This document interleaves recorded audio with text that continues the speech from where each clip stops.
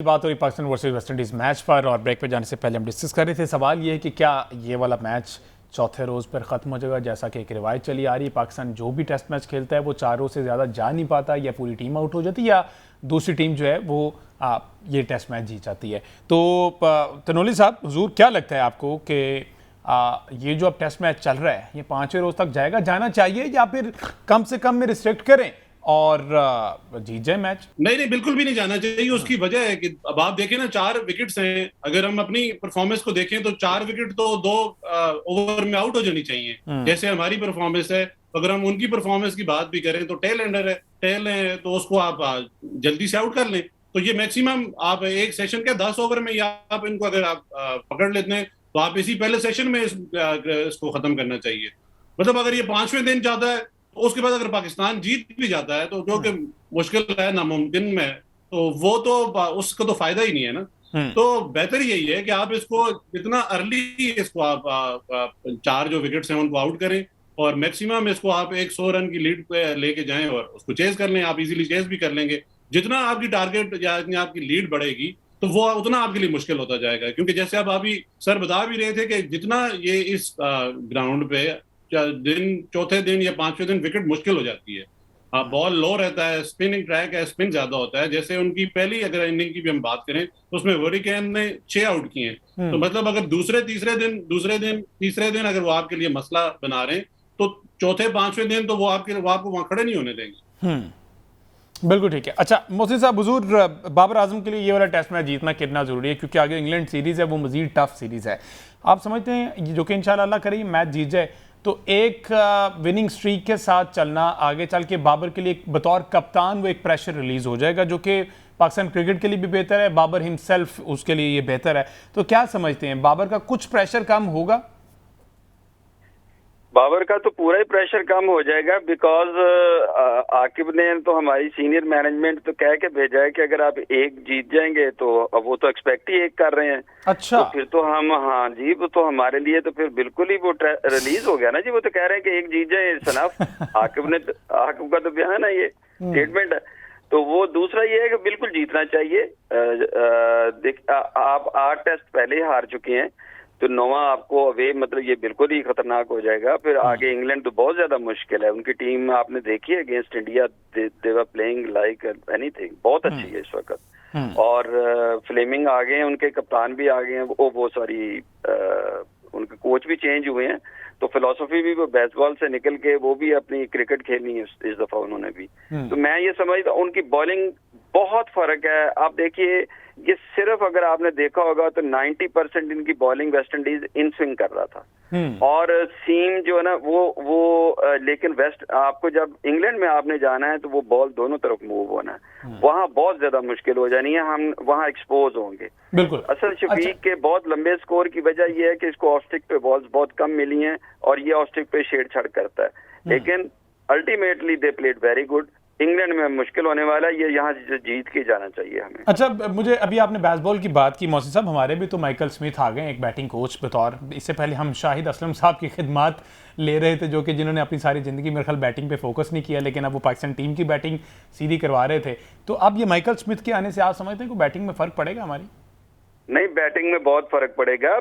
Michael Smith देखें, Karachi Kings के साथ कर चुके हैं, फिर माइकल स्मिथ इस्लामाबाद के साथ कर चुके हैं, फिर मुल्तान सुल्तान के साथ भी कर चुके हैं। फिर हमने वर्ल्ड कप खेलना है जाके साउथ अफ्रीका, चले ये भी साउथ अफ्रीका है, थोड़ा बहुत काम किया। ऑस्ट्रेलिया के साथ भी कर चुके हैं। खुद फर्स्ट क्लास क्रिकेटर हैं।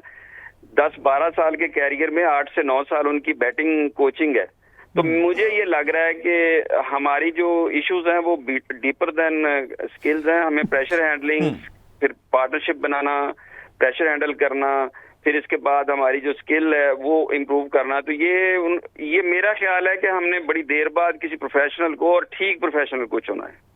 तनोली साहब, सर ये मोहसिन साहब जिस तरह से कह रहे हैं कि प्रोफेशनल, लेकिन जैसे ये अनाउंस हुआ सोशल मीडिया पर सार्फिन कहने लगे कि क्या हमारे हिस्से में सारे डोमेस्टिक के प्लेयर ही रह गए हैं जो हमारे कोच बनेंगे, जिन्होंने इंटरनेशनल क्रिकेट खेली ही नहीं है, उनको इंटरनेशनल क्रिकेट के एक्सपोजर का क्या पता?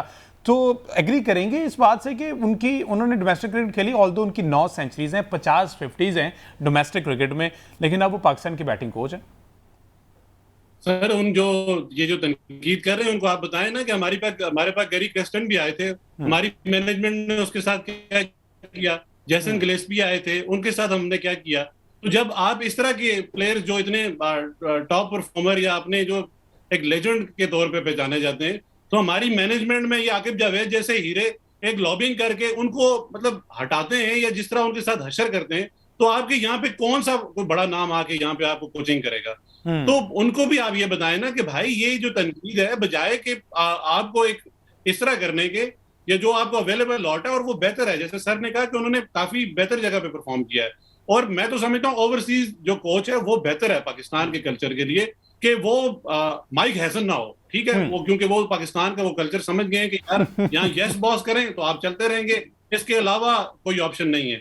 मैं ओवरसीज कोच को हमेशा प्रेफर करता हूँ, उसकी वजह यह है कि वो मेरिट देखता है, ठीक है, वो पोटेंशियल देखता है और वो परफॉर्मेंस देखता है। वो ये नहीं देखता कि मेरी लीग कैसा है या मेरी फ्रेंचाइज कैसा है या ये कोई इसके स्किल्स बेहतर हैं या नहीं, ये इसकी पर्सनालिटी बहुत अच्छी है या बहुत खूबसूरत है, तो वो ये चीजें नहीं देखता। वो एक परफॉर्मेंस बेस्ड आपको टीम बना के देता है। तो हमें भी चाहिए ना, हम भी अपना कल्चर बेहतर करें। ये जो मैनेजमेंट है उसको चाहिए कि वो एक जो प्लेयर लेके आते हैं या उसके साथ जो मैनेजमेंट में आप कोई बंदा लेके आते हैं, उसको आप एक टाइम ड्यूरेशन दें, जैसे सारी दुनिया में होता है। इंडिया को आप देख लें, ऑस्ट्रेलिया को देख लें, इंग्लैंड को देख लें, वो कोई भी कोच बनाते हैं उसको एक टाइम पीरियड देते हैं कि आपके पास ये 3 साल है, आपको ये टारगेट्स हैं, आपने ये टारगेट अचीव करने हैं। अगर वो ये टारगेट अचीव नहीं करता तो आप उस पर क्वेश्चंस उठा सकते हैं। ये थोड़ी है कि एक बंदा आए वो एक सीरीज में अच्छा परफॉर्म ना करे, क्योंकि एक सीरीज में तो वो जाके पिच रीड करेगा, आपके प्लेयर के साथ जेलन होगा, तो इसके बाद तो वो आपको परफॉर्मेंस देगा या उसको समझ आएगी कि यार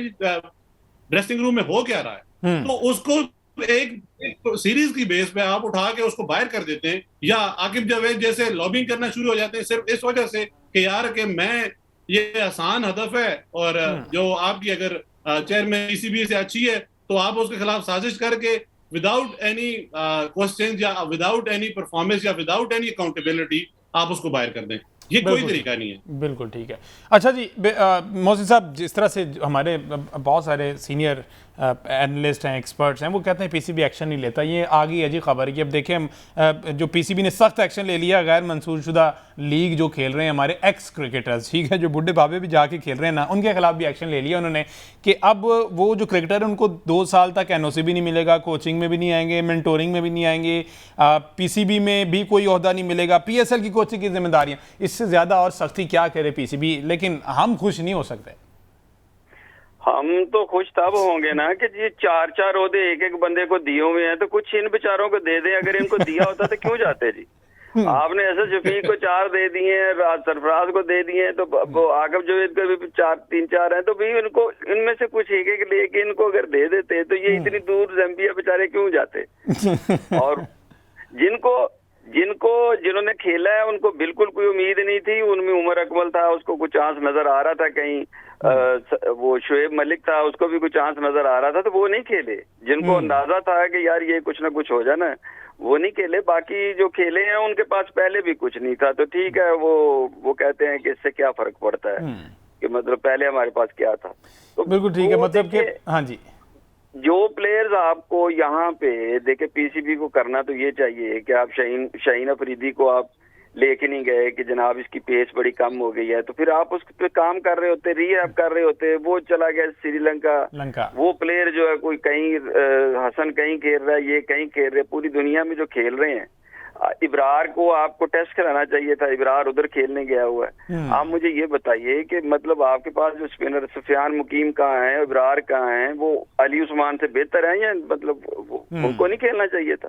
तो आप उनको तो बांट बूट के इधर उधर कह दिए, जाके पैसे कमा लो। तो ये जो बुजुर्ग आदमी है, अब ये छोड़ चुके हैं, रिटायर्ड हैं, इनको क्यों तंग कर रहे हैं? कहीं से अपना रिस्क का बंदोबस्त तो करना है ना हर बंदे ने। पीसीबी दीन और दुनिया साथ साथ लेके चल रहा है, वो चाह रहा है क्या बल्ला तौबा करें, तौफीक उमर का क्या काम क्रिकेट में, तो वो जाके अभी भी लीग्स खेल रहे हैं, तो इसलिए सख्त एक्शन जो है ना वो लेना बनता था, जो कि ऑन मेरिट मेरे ख्याल पीसीबी ने लिया, और पीसीबी को आगे चल के भी ऐसा करते रहना चाहिए। बहुत शुक्रिया अली तोनेली साहब, आप कीमती वक्त दे रहे थे।